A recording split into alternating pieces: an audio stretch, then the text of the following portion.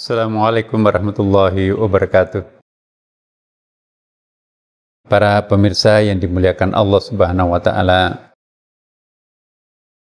salah satu hal yang sangat penting dalam menjalani kehidupan ini ialah memperbaiki niat. Segalanya ditentukan oleh niat. Innamal a'malu binniyati. Ya. Sesungguhnya amal itu bernilai amal manakala ada niatnya. Karena itu niat itu sangat penting dalam kehidupan ini. Apapun yang kita lakukan dengan niat yang baik, itu pasti akan mendapatkan keberuntungan. Keberuntungannya sebagai apa? Yaitu pahala kita akan meraih. Allah akan ridha dengan niat itu. Tapi semua perbuatan yang dilakukan tanpa niat, maka itu sesungguhnya adalah perbuatan yang ya sebutlah sia-sia sebetulnya atau tidak punya berkah. Karena itu saya menghimbau kepada kita semuanya. Mari kita membiasakan diri ya untuk selalu berniat suci, tulus apapun yang kita akan lakukan. Ya. Apalagi kalau perbuatan itu sangat monumental, sangat bernilai tinggi. Jangan sampai kita melakukan tanpa ada niat. Apa yang dimaksud niat di sini? Itu bukan ungkapan mulut, tapi ungkapan rasa. Ungkapan hati yang sangat dalam. Jadi kalau kita berniat pada saat sholat, usolli pada sholatil maghrib, isya atau subuh, ya itu redaksionalnya, tapi hakikatnya niat itu sebetulnya terletak pada goresan hati ini. Niat itu perbuatan hati, bukan perbuatan mulut. Tapi perbuatan mulut itu juga penting untuk menuntun agar hati kita mengikuti apa yang kita ucapkan. Maka itu ketika kita berniat, mulut berucap, hati yang ikut. Ya, itulah yang disebut niat yang baik ya. Nah, para pemirsa, boleh jadi sesuatu sangat sederhana yang kita lakukan.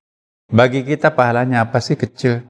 Tapi itu kita lakukan niat yang sangat tulus, maka di mata Allah itu besar artinya. Sebaliknya, boleh jadi sesuatu itu amat besar, kosnya memang besar, tapi tanpa ada niat, ataupun juga niatnya itu tidak sangat mendalam, atau ada maunya selain Allah, maka itu perbuatan yang tidak bernilai tinggi, tidak bernilai besar. Jadi besar kecilnya sesuatu di mata Allah tidak identik besar kecilnya di mata manusia. Menurut kita itu kecil, tapi itu dilakukan karena ikhlas, maka bagi Allah itu besar.